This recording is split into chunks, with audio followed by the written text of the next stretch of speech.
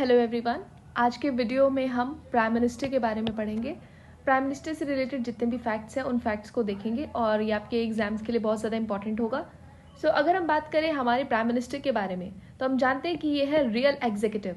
और वहीं पे अगर हम प्रेसिडेंट के बारे में हम देखें, इनके बारे में जिन हमने पढ़ा भी है, तो इन्हें हम बोलते हैं नॉमिनल एग्जीक्यूटिव। नॉमिनल एग्जीक्यूटिव मतलब सारे डिसीजंस तो हम प्रेसिडेंट के नाम पे ही लेते हैं, लेकिन वो जो डिसीजंस लेते हैं वो हमारे प्राइम मिनिस्टर होते हैं। तो हमारे जो प्राइम मिनिस्टर हैं उन्हें ओथ कौन देते हैं? उन्हें ओथ देते हैं प्रेसिडेंट। और प्रेसिडेंट को ओथ कौन देते हैं? The chief justice of India.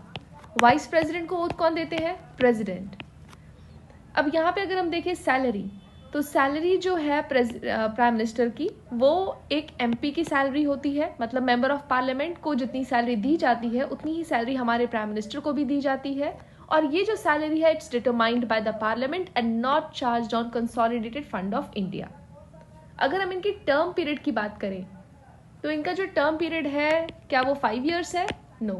आपको यहाँ पे कोई भी फिक्स टर्म नहीं है। नो फिक्स्ड 5 ईयर टर्म हमारे प्राइम मिनिस्टर के लिए। इनका जो बोल सकते हैं ये ऑफिस को होल्ड करते हैं वो प्लेजर ऑफ प्रेसिडेंट। जब तक इनके पास मेजॉरिटी रहती है तब तक वो ऑफिस को होल्ड करते हैं।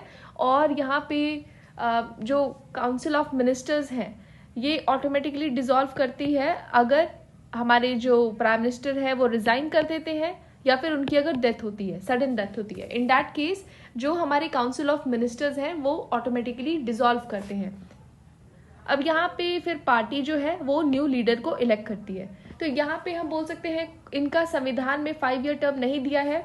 जो 5 ईयर टर्म है वो लोकसभा का टर्म दिया हुआ है। और लोकसभा में जब तक बोल सकते हैं इन पार्टी की मेजॉरिटी रहती है वो हमारे जो प्राइम मिनिस्टर है कंटिन्यू करते हैं। स्विम एंड सिंग टुगेदर ये वाला कॉन्सेप्ट चलता है यहाँ पे।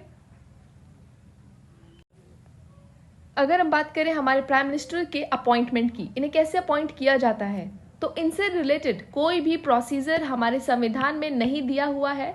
लेकिन यहाँ पे आर्टिकल 75 है हमारे कॉन्स्टिट्यूशन के अंदर जो बस ये बताता है कि जो हमारे प्राइम मिनिस्टर हैं, are prime minister shall be appointed by president. तो बस ये बात बताता है कि हमारे जो प्राइम मिनिस्टर हैं उन्हें प्रेसिडेंट अपॉइंट करते हैं। लेकिन उसके अलावा कोई भी स्पेसिफिक प्रोसीजर हमारे संविधान में नहीं दिया हुआ है। बाय कन्वेंशन क्या होता है, मतलब ये जो प्रोविजन है ना, ये जो स्टेटमेंट है ये हमारे कॉन्स्टिट्यूशन में नहीं दिया हुआ है। लेकिन एक जो प्रॉपर रूल होता है या बाय कन्वेंशन जो पहले से प्रथा चली आ रही है उसके हिसाब से जो प्रेसिडेंट है वो जनरली क्या करते हैं, हमारे जो मेजॉरिटी पार्टी के जो लीडर होते हैं उन्हें अपॉइंट करते हैं। सो बाय कन्वेंशन यहाँ पे जो प्रेसिडेंट है वो leader of the majority party, जो भी वहाँ पे पार्टी मेजॉरिटी में होती है उनके लीडर को अपॉइंट करते हैं। और वो जो हमारे लीडर अपॉइंट होते हैं वो मेजॉरिटी को प्रूव करते हैं विद इन 1 मंथ। और इन केस अगर पार्टी पे कोई क्लियर मेजॉरिटी नहीं दी जाती है तो उस केस में प्रेसिडेंट अपने डिस्क्रिशनरी पावर को यूज़ करके प्राइम मिनिस्टर को अपॉइंट कर देते हैं। हमारे जो प्राइम मिनिस्टर हैं वो राज्यसभा से भी हो सकते हैं। इससे पहले हमारी जो इंदिरा गांधी जी थी वो भी हमारे राज्यसभा से थी। देवे गौड़ा जी जो हैं वो भी राज्यसभा से थे। एंड मनमोहन सिंह जी, ये तीनों जो हमारे प्राइम मिनिस्टर्स थे वो राज्यसभा से थे। तो हमारे ऐसा नहीं है कि प्राइम मिनिस्टर सिर्फ लोकसभा से होना चाहिए। प्राइम मिनिस्टर जो है वो हमारे राज्यसभा से भी हो सकते हैं। और इवन नॉन एमपी भी प्राइम मिनिस्टर बन सकते हैं। मतलब अगर आप पार्लियामेंट के मेंबर नहीं हैं तो भी आपको प्राइम मिनिस्टर बना दिया जाता है, लेकिन आपको एमपी बनना होता है विद इन 6 मंथ्स। 6 महीने के अंदर अंदर आपको एमपी बनना पड़ता है। अगर हम बात करें हमारे प्राइम मिनिस्टर के बारे में तो वो लीडर ऑफ हाउस होते हैं जिस भी हाउस के मेंबर हैं। अगर वो लोकसभा के मेंबर हैं तो वहाँ के लीडर होते हैं और राज्यसभा में वो लीडर अपॉइंट करते हैं। अगर वो राज्यसभा के मेंबर होते हैं तो वो लोकसभा में लीडर अपॉइंट करते हैं और राज्यसभा के तो लीडर होते ही हैं। ये हमारे प्रेसिडेंट को एडवाइस करते हैं टू समन और प्रोरूग द पार्लियामेंट और पार्लियामेंट्री सेशंस। तो ये यहाँ पे करते प्रेसिडेंट है। जो भी हमारे पार्लियामेंट के सेशंस होते हैं उन्हें समन या प्रोरूग हमारे प्रेसिडेंट करते हैं। लेकिन इसके पीछे हाथ किनका होता है? Prime minister. मतलब उन्हें एडवाइस कौन करते हैं? Prime minister. प्राइम मिनिस्टर ही है जो हमारे प्रेसिडेंट को एडवाइस करते हैं to dissolve Lok Sabha any time. लेकिन अगर वहीं पे हम राज्यसभा का देखें तो राज्यसभा एक डिसॉल्विंग बॉडी नहीं है, तो वहाँ पे ये कंसेप्ट आता ही नहीं है। सिर्फ लोकसभा को हमारे प्रेसिडेंट डिसॉल्व कर सकते हैं जब प्राइम मिनिस्टर बोले। Advice our president to appoint ministers, allocates them portfolios. मतलब यहाँ पे सिर्फ एडवाइस करते हैं प्रेसिडेंट को कि इनको ये मिनिस्टर का पोस्ट दिया जाए, इन्हें ये पोर्टफोलियो संभालने को दिया जाए। तो ये सारे डिसीजंस लेते कौन है? हमारे प्रेसिडेंट, हमारे जो प्राइम मिनिस्टर है वो ये सारे डिसीजंस लेते हैं, लेकिन ये सारी जो एडवाइस है ये प्रेसिडेंट को दी जाती है और ये जो काम है ये हमारे प्रेसिडेंट करते हैं। मतलब जो अपॉइंटमेंट वाला काम है या जो भी पोर्टफोलियो एलोकेशन है वो सारे काम प्रेसिडेंट करते हैं। किनकी एडवाइस पे करते हैं? हमारे प्राइम मिनिस्टर के एडवाइस पे करते हैं। And our prime minister can ask any minister to resign any time, और या फिर वो खुद भी रिजाइन करके काउंसिल ऑफ मिनिस्टर्स को डिसॉल्व भी कर सकते हैं। He is a channel of communication between president and council of ministers. तो यहाँ पे हम बोल सकते हैं प्राइम मिनिस्टर होते हैं जो दोनों पार्टी के बीच में एक लिंक और एक चैनल की तरह काम करते हैं। जो भी कम्युनिकेशन होता है उसमें बोल सकते हैं फ्लो मेंटेन करते हैं। हमारे प्रेसिडेंट को एडवाइस करते हैं on the appointment of attorney general, CAG, UPSC etcetera. तो ये जो भी सारी हमारी कॉन्स्टिट्यूशनल बॉडीज़ हैं या जो भी अटॉर्नी जनरल वगैरह हैं उनके अपॉइंटमेंट को लेकर ये हमारे प्रेसिडेंट को एडवाइस करते हैं और हमारे प्रेसिडेंट उन्हें अपॉइंट करते हैं।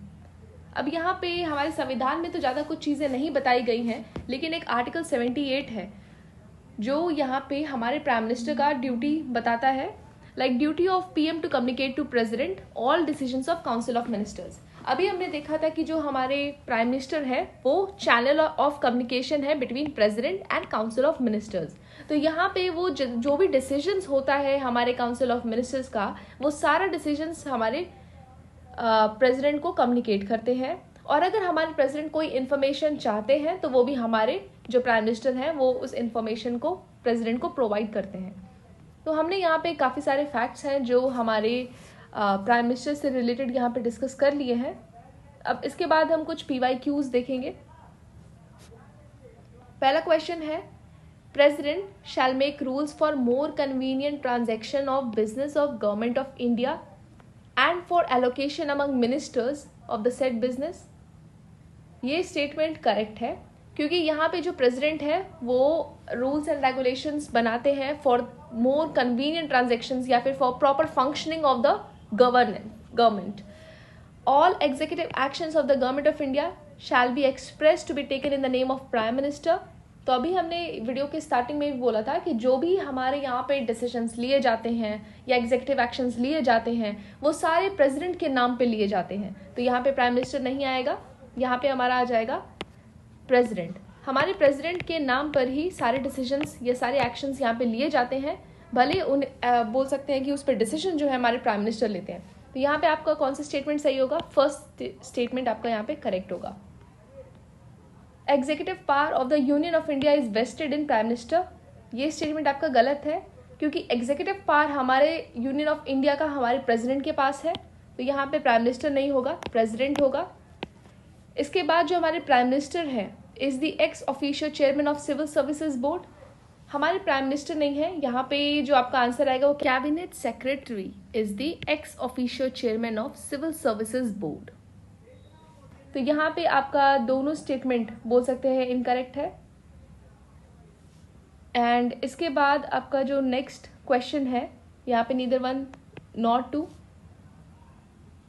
इसके बाद आपका नेक्स्ट क्वेश्चन है, prime minister of India at the time of appointment, जब उन्हें अपॉइंट किया जाता है उनसे रिलेटेड कुछ स्टेटमेंट है। Need not necessarily be a member of one of the houses of parliament but must become a member of one of the houses with in 6 months। ये वाला स्टेटमेंट तो हमने पढ़ा था कि ज़रूरी नहीं है कि जो हमारे प्राइम मिनिस्टर बन रहे हैं या जो प्राइम मिनिस्टर बनने जा रहे हैं वो कोई हाउस के हों। वो चाहे लोकसभा के भी हो सकते हैं, राज्यसभा के भी हो सकते हैं या नॉन MP भी हो सकते हैं। लेकिन अगर वो अपॉइंट किए जा रहे हैं तो उन्हें 6 महीने के अंदर अपना जो MP है वो बनना पड़ता है या मेंबर ऑफ पार्लियामेंट बनना पड़ता है। तो ये वाला स्टेटमेंट करेक्ट है। बाकी स्टेटमेंट भी देख लेते हैं। Need not necessarily be a member of one of the house of the parliament but must become a member of Lok Sabha. ऐसा ज़रूरी नहीं है कि 6 महीने के अंदर लोकसभा का मेंबर बने, वो किसी भी हाउस का मेंबर बन सकते हैं, उन्हें बस एक MP बनना होता है। Must be a member of one of the houses of parliament, यहाँ पे ये वाला स्टेटमेंट भी सही है बट यहाँ पे लिखा है must. Must be a member of one, मतलब दोनों हाउस में से किसी का मेंबर होना ही चाहिए। लेकिन हम यहाँ देख रहे हैं कि नॉन एमपी भी बन सकते हैं, 6 महीने के अंदर उन्हें एमपी बनना पड़ता है, तो ये वाला स्टेटमेंट इनकरेक्ट हो गया। Must be a member of Lok Sabha, ये गलत है। तो यहाँ पे हमने काफ़ी चीज़ें हैं जो डिस्कस कर ली हैं हमारे प्राइम मिनिस्टर से रिलेटेड। सो हम इसके बाद और भी वीडियोस लेकर आएंगे और पॉइंट्स को कवर करेंगे। So thank you.